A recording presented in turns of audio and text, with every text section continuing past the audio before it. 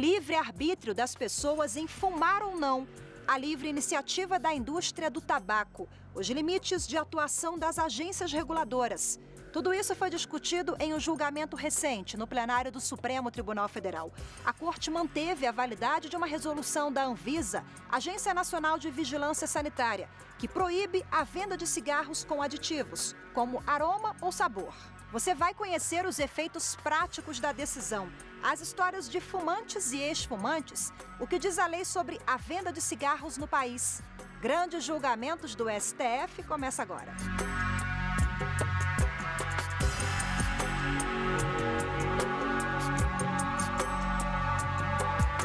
Eu tenho 23, comecei a fumar com 21.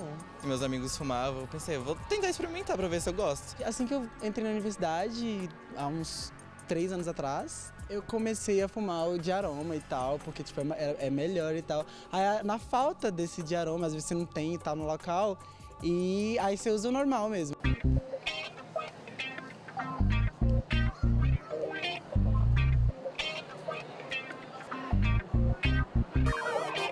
A experiência é recorrente entre os adolescentes. A maioria dos jovens entre 12 e 17 anos já fumou cigarros com sabor, segundo um estudo feito na Fundação Oswaldo Cruz. Pesquisas revelam que ele é a porta de entrada para o vício em cigarros convencionais. Foi assim com a professora Poliana Lopes. Ela começou a fumar o cigarro mentolado ainda na faculdade. Só parou quase 20 anos depois. Eu estava na faculdade, né? E eu não tinha, na verdade, eu não tinha tantos amigos que fumavam, não. Não sei porque, besteira minha mesmo. Fumante desde os 19 anos, Poliana só conseguiu largar o cigarro aos 37. Ao longo desse período, nunca gostou do cigarro convencional. Só gostava do de menta, não conseguia fumar o convencional. Às vezes, quando meu cigarro acabava, que eu pedia para alguma colega, né? Mas eu não conseguia fumar o cigarro todo, o cigarro comum. Depois de tratamento psicológico e remédios, a professora tenta, pela segunda vez, largar o vício. Poliana não fuma desde julho do ano passado. Agora que eu parei de fumar, quando algum fumante chega perto de mim, eu sinto que a pessoa fede. E eu não sentia que eu fedia. Quem fuma não percebe o seu mau cheiro. Assim como a Poliana, o Geiel, que é estudante de comunicação social da Universidade de Brasília, também começou a fumar no ambiente universitário. Aqui na UNB, principalmente, tem muito, o pessoal vende muito aquele com arominha, com aqueles sabores diferentes, a gente usa muito por aqui. Aos 22 anos, o cigarro já faz parte da rotina do jovem desde os 19. Eu acho legal porque, por exemplo, o cigarro me ajuda muito com o problema de ansiedade. Eu tenho ficado muito ansioso ultimamente. Às vezes a gente precisa fumar pra isso e tal, pra essas coisas. E também mais por amizade, tá? A gente tá no rolê, tá andando com o pessoal e a gente vai e fuma também. Ele admite que a porta de entrada para o vício foi sim o cigarro com sabor.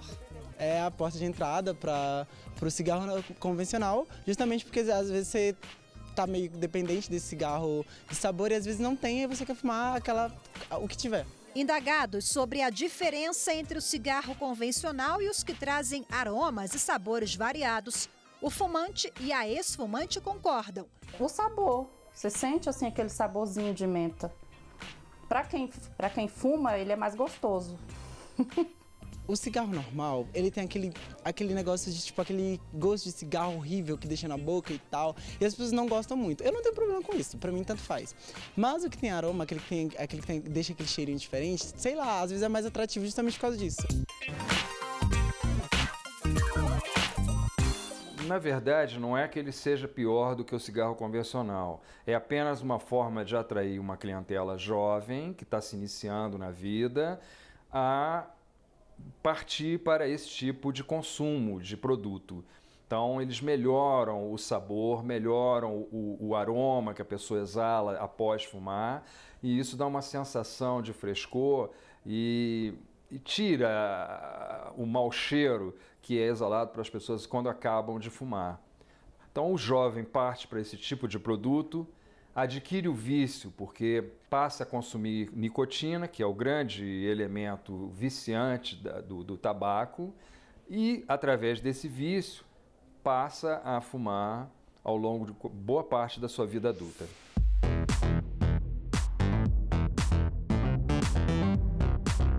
De certa forma pode influenciar porque muita gente acha bonito e acha que pode ser mais gostoso e provavelmente para algumas pessoas vão ser mais gostoso, mas isso vai de pessoa para pessoa, né?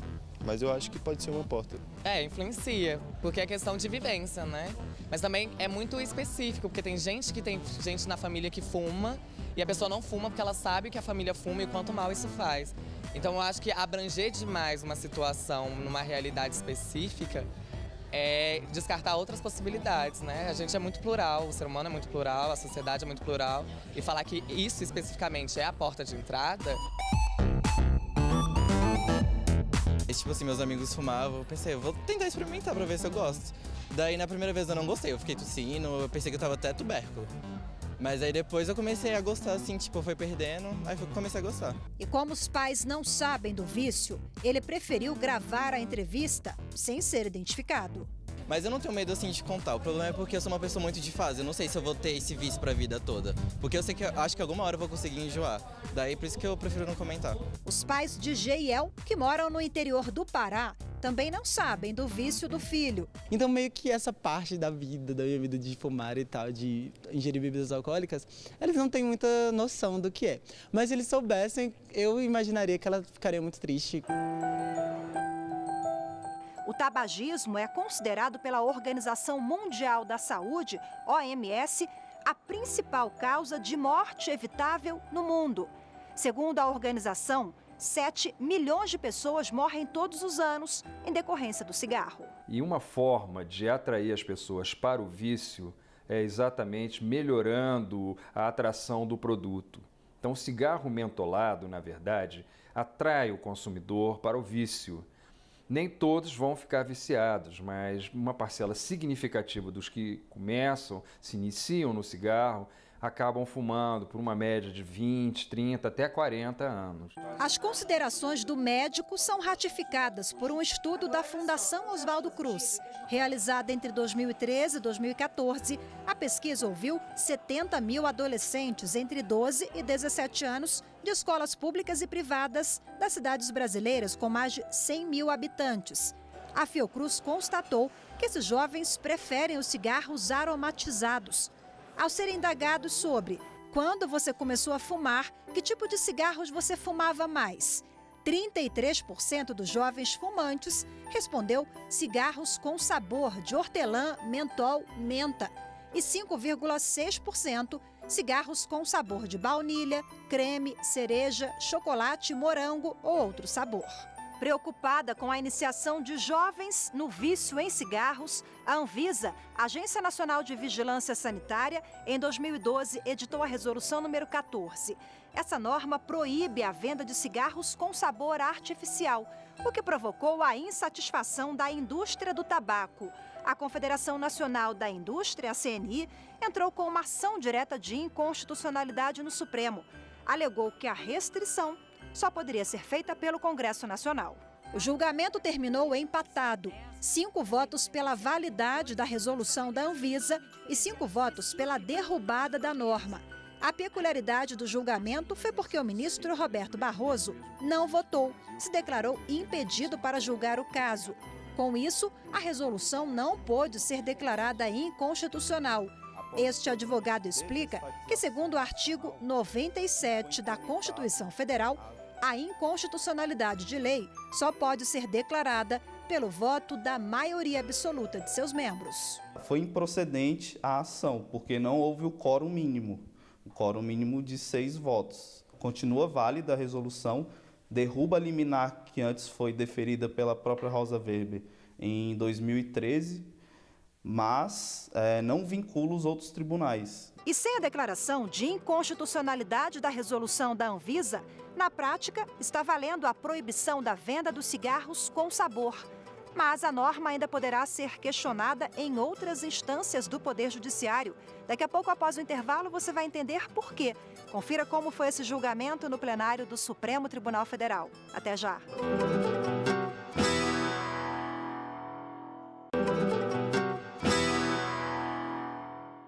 A validade da resolução da Anvisa, que proíbe a adição de aroma e sabor em cigarros. O entendimento foi do plenário do Supremo Tribunal Federal. Mas, como a votação terminou empatada, a Corte não declarou a inconstitucionalidade da norma. E o caso ainda não terá um desfecho definitivo.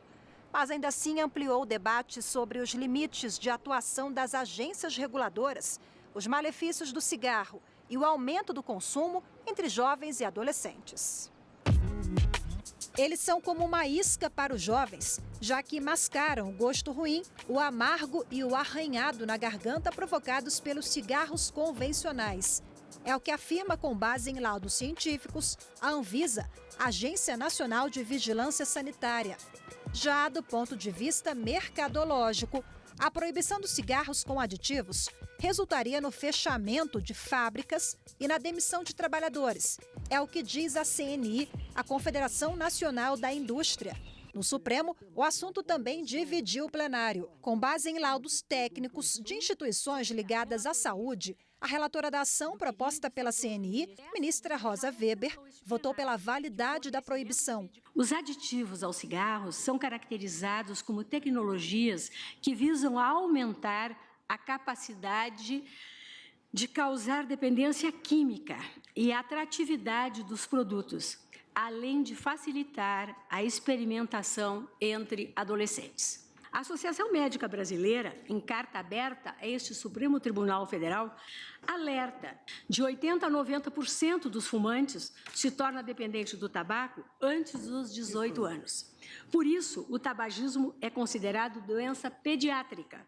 A relatora da ação entendeu que, de acordo com a Lei 9.782, que criou a Anvisa, é poder da agência regulamentar a matéria. Por se tratar de produtos que envolvem risco à saúde pública, o cigarro, cigarrilhas, charutos e qualquer outro produto fumígeno, derivado ou não do tabaco, estão expressamente submetidos, nos termos do artigo 8º, parágrafo 1º, inciso 10 da lei, a regime específico e diferenciado de controle e fiscalização sanitária da Anvisa. A divergência foi aberta pelo ministro Alexandre de Moraes. Ele entendeu que a Anvisa extrapolou as atribuições legais ao proibir a venda dos cigarros aromatizados. O objeto principal da ação não é discutir, como disse a ministra Rosa Weber, se o cigarro faz mal ou não, mas sim se estaria dentro do poder normativo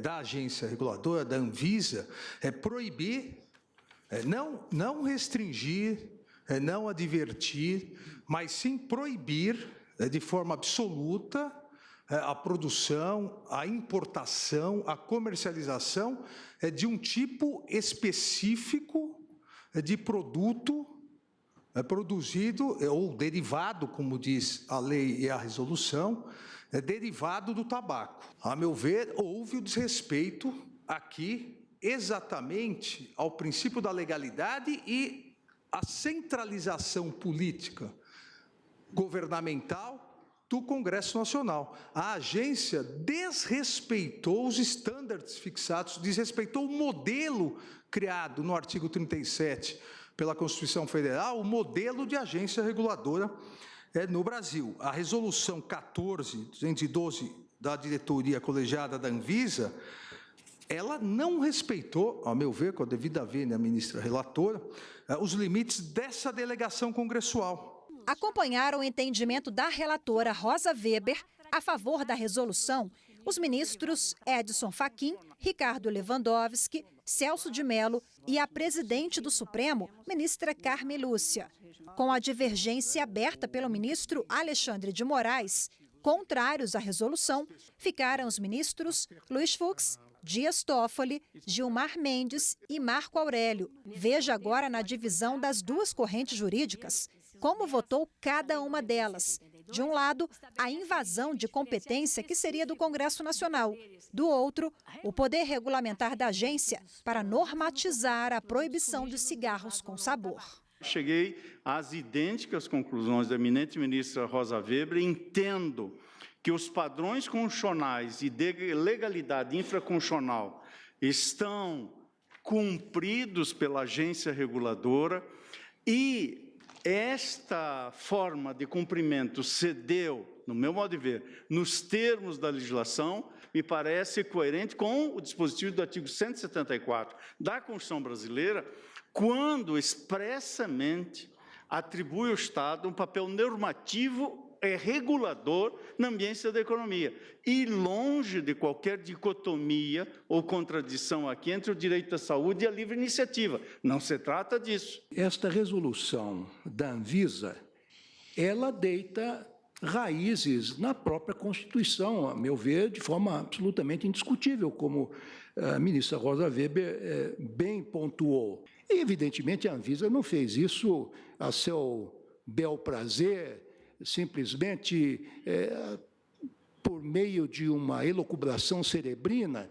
Ela se baseou em estudos internacionais que hoje são públicos e foram, inclusive, adotados pela Organização Pan-Americana de Saúde e pela Organização Mundial de Saúde, que, aliás, recomenda aos países membros que excluam dos cigarros, excluam, enfim, da indústria tabageira, exatamente estes aditivos. É uma recomendação. A Anvisa exerceu de maneira legítima o seu poder normativo sem haver excedido os limites institucionais que conformam essa atividade. Os documentos que nos foram apresentados e produzidos no contexto deste processo, eles mostram os aspectos extremamente nocivos e muitas vezes a técnica mercadológica utilizada por essas empresas produtoras de cigarros com o objetivo de atrair determinados segmentos da população, notadamente o segmento infanto-juvenil. Tanto os princípios da proporcionalidade, da razoabilidade atendem perfeitamente ao que foi estabelecido como sendo este poder regulamentar e este poder normativo. Não vejo nenhum tipo de exorbitância, mas principalmente porque me parece que, como agora também enfatizado pelo ministro Celso de Mello, tem-se aqui o cumprimento de finalidades que são postas, tanto na Constituição, quanto na lei, quanto nas políticas públicas adotadas. O que se mostra de forma mais patente, não apenas pela legislação interna, mas até pelos acordos firmados pelo Estado brasileiro. Pela divergência aberta pelo voto do ministro Alexandre de Moraes, os que o acompanharam entenderam que a agência extrapolou seu poder de atuação. Não se pode conferir à agência um cheque em branco na sua atuação em caso da regulação do tabaco. Então, concluo que estão ausentes na razão desse ato normativo, porque eu li aqui o que embasou esse ato normativo, essa, digamos assim, essa norma que visa a não tornar mais atraentes os cigarros. Eu digo que, ausente na raça do ato normativo, os riscos iminentes à saúde, a proibição de ingredientes da verdade, constitui supressão indevida da liberdade de empresa e de concorrência dos fabricantes, até porque cria uma certa homogeneidade dos cigarros. E ela traz essa adição para se distinguir de outras empresas, o que, digamos assim, está encartado dentro do princípio maior de livre iniciativa. Goste-se ou não goste, o tabaco, inclusive, é constitucionalizado. Na medida em que o artigo 220, parágrafo 4º da Constituição, estabelece que a propaganda comercial de tabaco, bebidas alcoólicas, agrotóxicos, medicamentos e terapias está sujeita a restrições legais. Então, não está vedado. A Constituição traz o tabaco como algo lícito e faz parte da nossa cultura. Não há dúvida, senhora presidente, eminentes colegas, que não só o tabaco, não só o álcool, mas o açúcar é extremamente nocivo à saúde. Talvez de todas essas três substâncias, a mais nociva seja o açúcar. A justificativa trazida pelo Estado, na sua maior parte pelos estudos, é a atração dessas substâncias para os adolescentes, para os jovens. Ora, em relação a adolescentes, é vedado vender o produto. Se um órgão desse jaez pode simplesmente decidir que determinada atividade fica autorizada ou proibida, nós estamos suprimindo, ainda que houvesse delegação, nós estamos suprimindo o poder do Congresso de legislar sobre isso. E estamos transferindo a um órgão burocrático. Este é um problema seríssimo. Simplesmente aquela fábrica se fechou porque a Anvisa decidiu. E era no interesse do público, afinal, proibiu-se agora a salsicha com dado produto ou, sei lá, alguma outra coisa. Quem sabe daqui a pouco se proíbe até mesmo o bombom recheado com licor, a pretexto de proteger-se. Proteger-se principalmente, não bastasse o ECA, a criança e o adolescente. O princípio da legalidade é lastro de um Estado democrático de direito. Ninguém é obrigado a fazer ou deixar de fazer alguma coisa, senão em virtude de lei. A atuação das agências é uma atuação no campo executivo e apenas cabe ao Congresso Nacional proibir algum produto no território brasileiro. Ao fim do julgamento, a presidente do Supremo, ministra Carmen Lúcia, explicou por que a matéria foi declarada improcedente. Ela citou o artigo do Regimento Interno do STF, que determina como deverá ser o encaminhamento do tribunal em caso de empate. Há um empate, 5 votos num sentido, 5 votos no outro sentido, e nós temos no nosso regimento interno o artigo 146, no sentido de que, havendo por ausência ou falta de um ministro, nos termos do artigo 13(9), empate na votação de matéria cuja solução depende de maioria absoluta, considerar-se-á julgada a questão, proclamando-se a solução contrária à pretendida ou proposta. E mesmo com a conclusão do julgamento, como não houve a declaração de inconstitucionalidade, a indústria do tabaco poderá questionar a resolução da Anvisa em outras instâncias do Poder Judiciário e até mesmo conseguir reverter a proibição da venda dos cigarros com sabor. Daqui a pouco, após o intervalo, você vai ver a repercussão da decisão do Supremo e ainda o livre-arbítrio das pessoas que querem fumar ou não. Até já!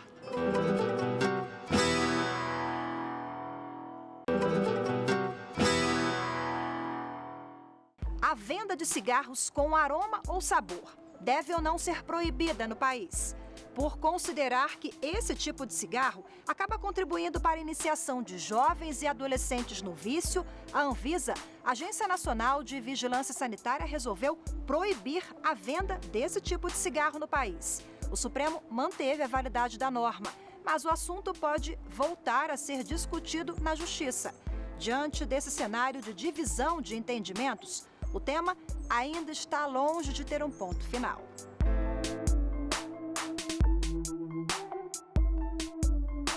O empate na votação sobre o tema no plenário do Supremo provocou a abertura para que o caso volte a ser analisado em outras instâncias do Poder Judiciário. Para esse médico pneumologista, já foi um grande passo.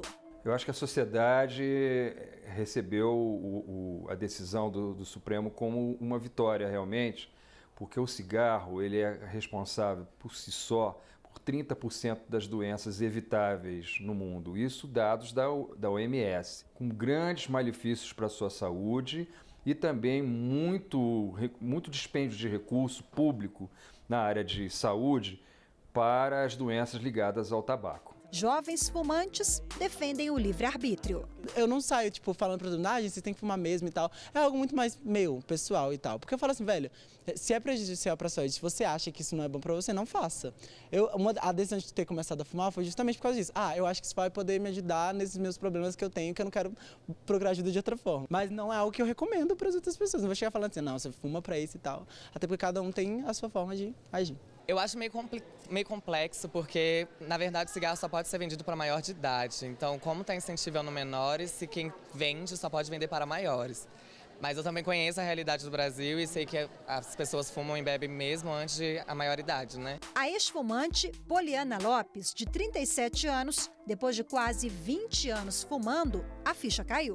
Na verdade, foi meu marido, que quando eu pedi para ele comprar meu cigarro, ele falou que, nossa, mas seu cigarro já acabou. Aí que eu fui repensar e fui ver que realmente eu estava fumando bastante. Eu estava já em 1,5 carteira de cigarro, mais ou menos 30 cigarros por dia. E na maioria dos lugares que eu trabalhava, às vezes só eu era fumante. Tanto que o cigarro hoje em dia é uma coisa feia realmente, né?